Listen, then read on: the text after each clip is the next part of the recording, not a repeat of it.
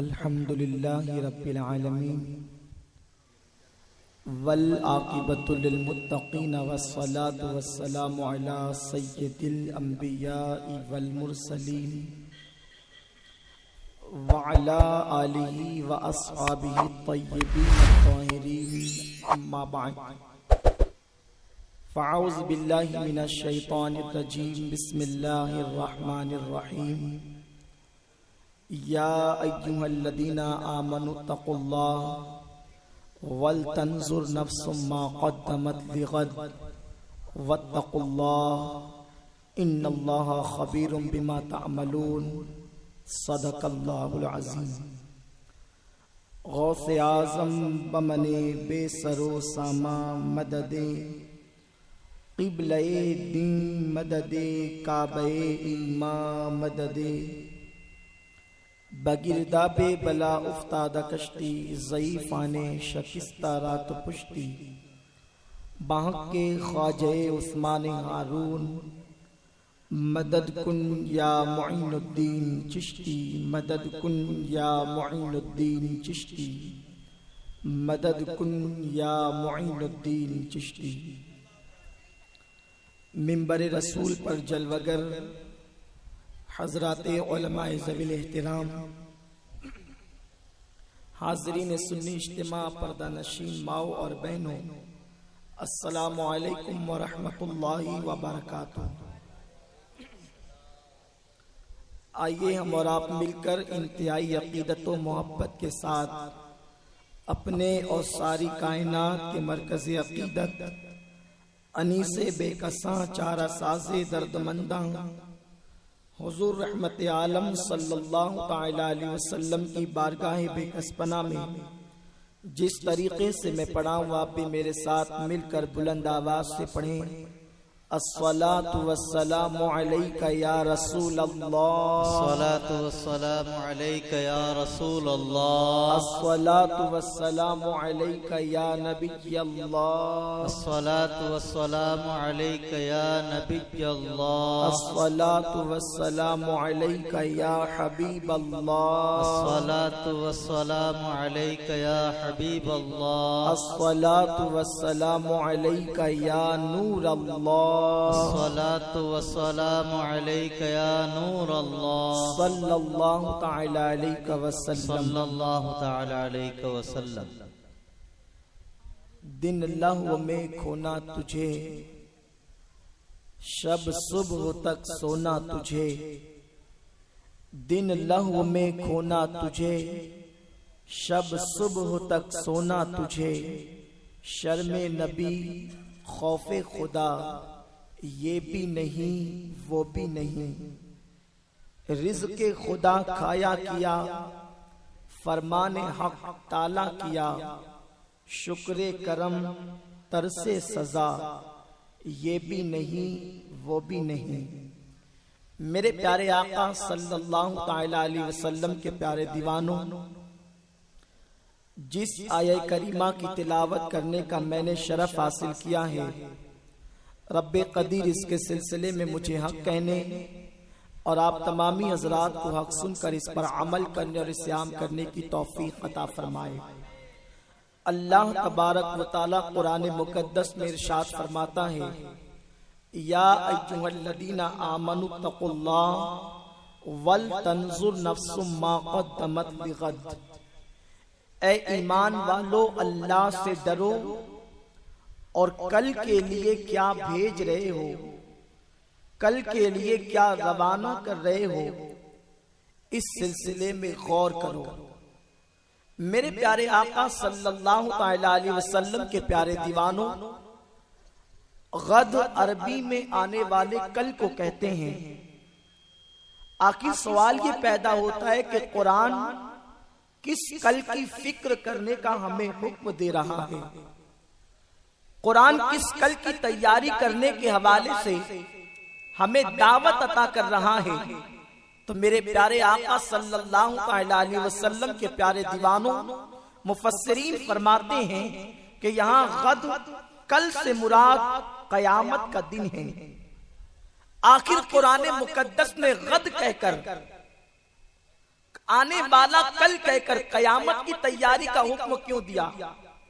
इसलिए कि इंसान तू जिस कल की तैयारी करता है उस कल की कोई गारंटी नहीं है। कल तेरा जितना ज्यादा यकीनी है उससे ज्यादा कयामत का आना यकीनी है।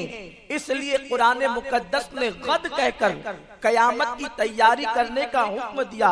मेरे प्यारे आका सल्लल्लाहु अलैहि वसल्लम के प्यारे दीवानों, इंसान बिजनेस के हवाले से मंसूबे बनाता है, इंसान अच्छे मकान के हवाले से मंसूबे बनाता है, इंसान एजुकेशन के हवाले से मंसूबे बनाता है, इंसान अच्छे लिबास का शौकीन होता है। मगर मैं पूछना चाहता हूँ, इंसान तू हर चीज के हवाले से गौर और फिक्र कर रहा है, कल मैदाने मैशर में तूने अपने आप को अल्लाह के अजाब से बचाने के लिए और रब के गजब से बचाने के लिए क्या तैयारी की है? मेरे प्यारे आका सल्लल्लाहु अलैहि वसल्लम के प्यारे दीवानों, जब किसी कौम के अंदर से आखिरत की फिक्र निकल जाती है तो कौम बड़ी तेजी के साथ गुनाहों की तरफ माइल होती नजर आती है। आखिरत की फिक्र इंसान के दिल में गुनाह की नफरत पैदा करती है। आखिरत की फिक्र इंसान के दिल के अंदर अल्लाह का खौफ पैदा करती है।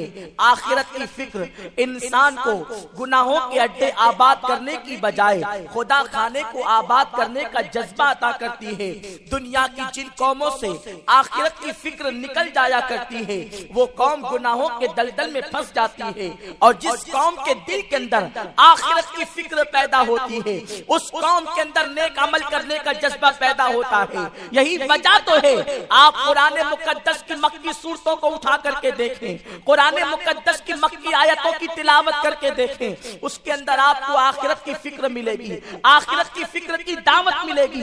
मेरे प्यारे आका सल्लल्लाहु अलैहि वसल्लम के प्यारे दीवानों, आखिर वजह क्या थी कि कुफ्फारे मक्का आखिरत का इनकार कर रहे थे और आखिरत को कबूल करने के लिए तैयार नहीं थे। वो जानते थे उनकी जिंदगियां जुल्म करते हुए गुजर रही है, उनकी जिंदगी अय्याशी करते हुए गुजर रही है, उनकी जिंदगी हुकूक को तलफ करते गुजर रही है। अगर वो आखिरत को तस्लीम कर लेते हैं तो तसव्वुरे जवाबदेही उनको गुनाहों से रोकता हुआ नजर आएगा, उनको बुराइयों से मना करता हुआ नजर आएगा। ये जवाबदेही का तसव्वुर है जो इंसान को गुनाह से रोक लेता है, जो इंसान को गुनाह से मना कर लेता है, जो इंसान को गुनाह से बचा लेता है। मेरे प्यारे आका सल्लल्लाहु अलैहि वसल्लम के प्यारे दीवानों, आज हमारी कौम के दिल से मर्द हो या औरत हो, जवान हो या जवान औरत हो, आज हमारे दिलों से आखिरत की फिक्र निकलती जा रही है। दुनिया की रंग रेंजों के अंदर, दौलत की वेल पेल के अंदर हमने सब कुछ इसी को समझ लिया है। तसव्वुर जवाबदेही, आखिरत का तसव्वुर हमारे दिलो दिमाग से निकलता जा रहा है। क्या समझते हो, अल्लाह ने जो तुम्हें दौलत अता की है, अल्लाह ने जो तुम्हें जवानी की ताकत अता की है, अल्लाह ने जो तुम्हें हुस्न अता किया है, वो ये सब कुछ दे करके तुम्हें यूं ही छोड़ देगा? नहीं नहीं, कुरान कहता है अयहसबुल इंसानु अन युत्रका सुदा। क्या इंसान ये तसव्वुर करता है कि उससे हिसाब नहीं लिया जाएगा? हर इंसान को अपने अमाल के हवाले से जवाब देना होगा, रब की बारगाह के अंदर अपने अमाल के हवाले से जवाब देना होगा। और उस बारगाह के अंदर कौन है जो जवाब देने की ताकत रखता है, जो जवाब देने की कुव्वत रखता है, जो जवाब देने की हिम्मत रखता है? मेरे प्यारे आका सल्लल्लाहु अलैहि वसल्लम के प्यारे दीवानों, अगर वो पकड़ने पर आए तो बड़े बड़ों की पकड़ कर ले, और वो बख्शने पर आए, माफ करने पर आए तो बड़े बड़े गुनाहगारों को बख्श दे। इस सिलसिले में एक वाकया बयान किया जाता है। एक बुजुर्ग जिनकी जिंदगी इबादत और रियाजत में गुजरती है, इंतकाल के बाद किसी ने ख्वाब में देख करके पूछा, ये तो बताएं कि आपकी कैफियत क्या है, किस हाल में हो? और बुजुर्ग कहते हैं कि सारी जिंदगी की नेकियां और इबादत एक तरफ धरी के धरी रह गई और एक जुमले पर पकड़ हो गई। ख्वाब देखने वाले पूछा वो कौन सा जुमला था जिस पर आपकी पकड़ हो गई और मगफिरत की कोई सूरत नजर नहीं आती? वो बुजुर्ग जवाब देते हैं, एक दिन मैं अपने घर के ओटे पर बैठा था, घर के आंगन में बैठा था, बारिश का मौसम नहीं था और अचानक बारिश का नुज़ूल होना शुरू हुआ। अचानक बारिश होने लगी, मेरी जबान से एक जुमला निकला, उफ ये बेवक्त की बारिश, ये बेवक्त की बारिश।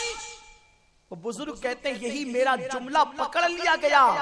अब मुझसे सवाल किया जा रहा है, बारिश को तूने बेवक्त कैसे कह दिया? हमारे यहाँ तो हर काम का एक वक्त तो मुतय्यन है, जब तक कि तू बारिश को बेवक्त होना साबित नहीं करेगा तेरी निजात नहीं होगी।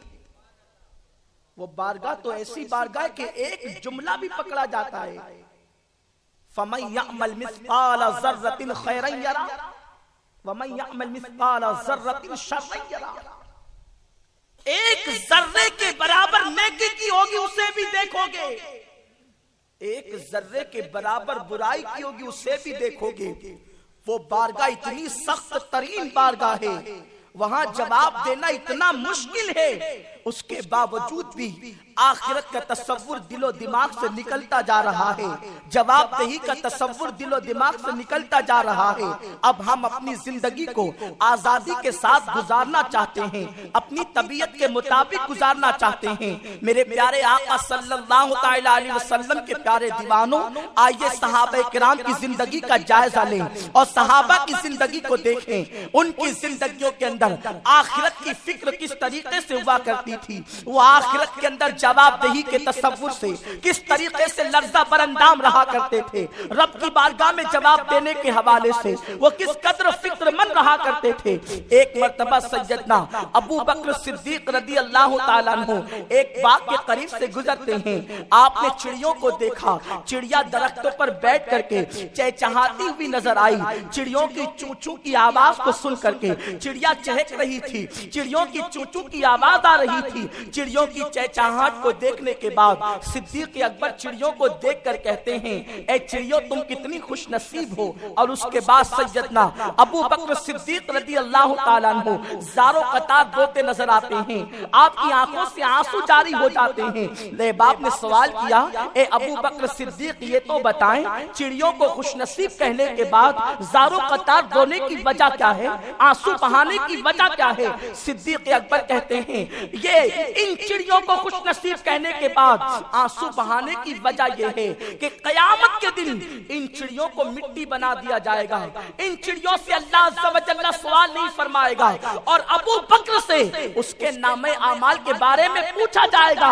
अबू बकर रब की बारगाह में क्या जवाब देगा? मेरे प्यारे आका सल्लल्लाहु अलैहि वसल्लम के प्यारे दीवानों, ये उनकी जिंदगियों के अंदर आखिरत के में जवाबदेही का तसव्वुर है, जिनकी जिंदगी की सुबह भी नेकियों में हुआ करती थी, शाम भी नेकियों में हुआ करती थी। ये वो अल्लाह वाले लोग हैं जिनके लिए अर्श से सलाम नाजिल होता था, फिर भी उन्हें आखिरत की फिक्र इस तरह हुआ करती थी। आज हमारी सुबह भी गुनाह से होती है, शाम भी गुनाहों में डूबी हुई होती है, उसके बावजूद भी आखिरत का तसव्वुर हमें नहीं रुलाता, आखिरत का तसव्वुर हमें बेचैन नहीं करता, आखिरत का तसव्वुर हमें बेकरार नहीं करता। मेरे प्यारे आका सल्लल्लाहु अलैहि वसल्लम के प्यारे दीवानों, कयामत की हौलनाक क्या होगी, मैदान महशर की तकलीफ क्या होगी? मेरे प्यारे आका सल्लल्लाहु अलैहि वसल्लम के प्यारे दीवानों, अल्लाह के रसूल ताजदार कायनात सल्लल्लाहु अलैहि वसल्लम ने इरशाद फरमाया, कयामत का दिन होगा, एक बेटा अपनी माँ के पास जाएगा और माँ के पास जाने के बाद कहेगा, ऐ मेरी माँ, क्या तू मुझे पहचानती है? तू मेरी वही तो माँ है जिसने कभी मेरे माथे पर पसीना देखना गवारा नहीं किया, मेरे माथे पर गमों के बाद गमों को देखना पसंद नहीं किया, मेरे माथे पर तूने शिकन को देखना पसंद नहीं किया। आज तेरा बेटा तुझसे एक नेकी का सवाल करता है, मेरी मुकद्दस माँ, मुझे एक नेकी चाहिए। वो माँ कहती हुई नजर आएगी, तू कौन है? मैं नहीं जानती। और वो माँ भी अपने दामन को झटकती हुई नजर आएगी। मैं पूछना चाहता हूँ, उस कयामत के लिए क्या तैयारी की है, उस कयामत के हवाले से क्या तैयारी की है। अल्लाह के प्यारे हबीब ताजदार कायनात सल्लल्लाहु तआला अलैहि वसल्लम इरशाद फरमाते हैं, कयामत के दिन जमीन इब्ने आदम के कदमों को जकड़ लेगी, जमीन इब्ने आदम के कदमों को पकड़ लेगी, इंसानों के कदम को जमीन पकड़ेगी और पकड़ने के बाद अल्लाह के रसूल फरमाते कि उससे 3 सवाल किए जाएंगे। जब तक के वो 3 सवालों का जवाब न देगा वो जमीन उसके कदमों को नहीं छोड़ेगी। पहला सवाल अल्लाह रब्बुल इज्जत की तरफ से ये होगा, बंदे तूने अपनी जिंदगी के लम्हात कहां गुजारे।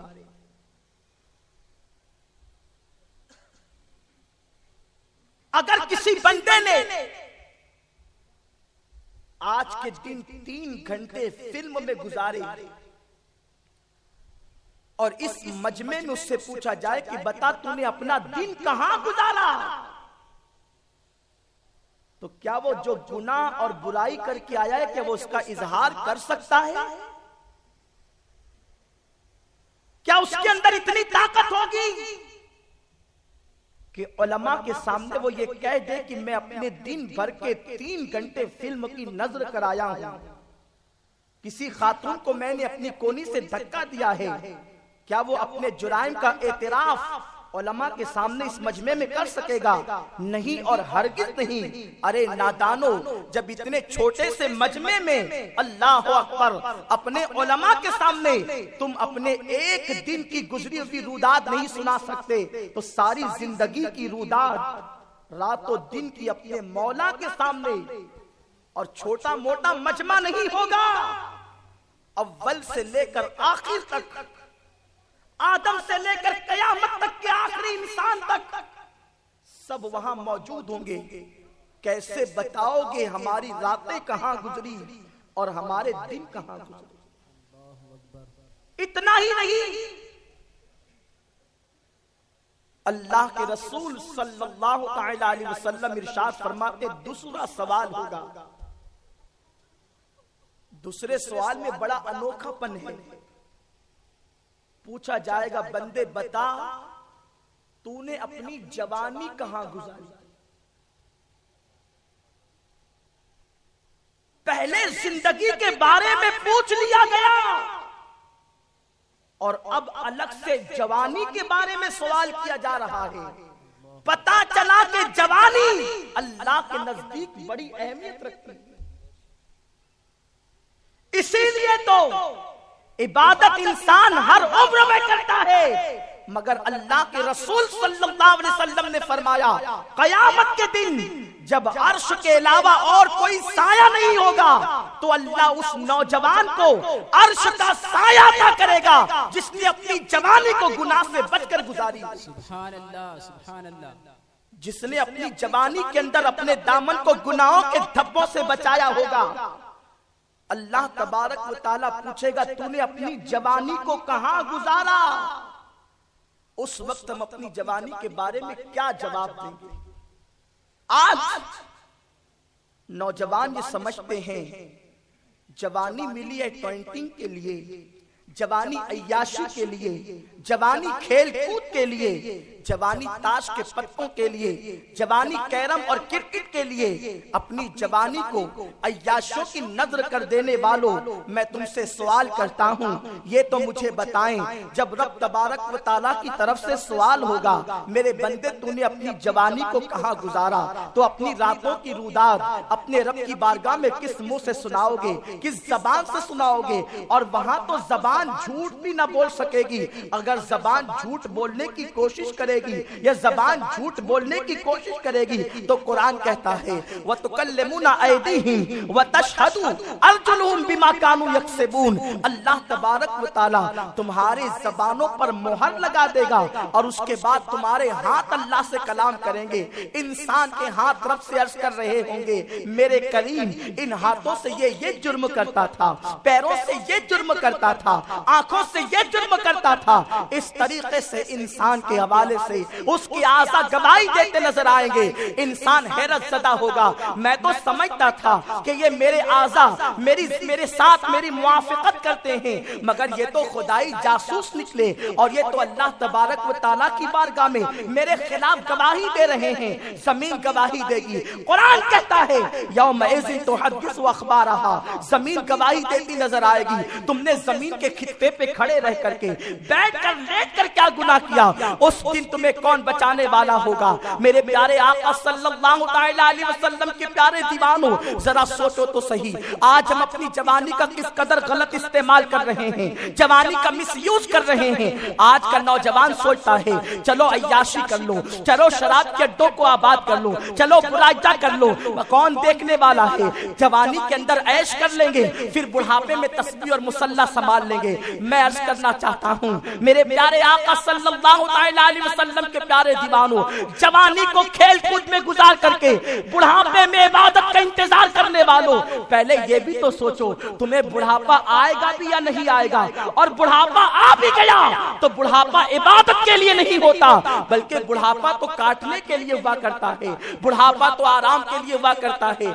इंसान के जिस्म के कौन से वाज़ा है जो बुढ़ापे में उसको तकलीफ नहीं देते, जो बुढ़ापे में उसके लिए बोझ नहीं बन जाते। मेरे प्यारे आका सल्लल्लाहु अलैहि वसल्लम के प्यारे दीवानों, यही वजह तो है मुस्तफा जान रहमत सल्लल्लाहु अलैहि वसल्लम ने फरमाया अल्लाह अज़्ज़ा वजल उस नौजवान को हर कदम के बदले में 1 साल की इबादत का सवाब अता फरमाता है जो फज्र की नमाज में पैदल चलकर मस्जिद की तरफ जाता है। सुभान अल्लाह। मेरे प्यारे आका सल्लल्लाहु अलैहि वसल्लम के प्यारे दीवानों, नौजवान कल तक के शराब को गुनाह समझ करके इस्तेमाल करते थे, आज शराब को फैशन का नाम दिया जा रहा है। मेरी पसंद के हीरो ने इसे स्टाइल में शराब पिया फिल्म में, हम भी इसी स्टाइल में पिएंगे। क्या आप जानते हैं अल्लाह के रसूल सल्लल्लाहु अलैहि वसल्लम ने इरशाद फरमाया, मफ़हूम हदीस है कि जिसने 1 घूंट भी शराब का पिया होगा, कल क़यामत के दिन उस पर अल्लाह तबारक व तआला सख्त प्यास मुसल्लत फरमाएगा। अल्लाहु अकबर। प्यास की शिद्दत से वो तड़पता होगा और उसी तड़प के आलम में वो पानी पानी चिल्ला रहा होगा। जब वो शराब का घूंट अपने हलक के नीचे उतारने वाला तौबा किए बगैर मरा होगा, वो पानी पानी कहेगा और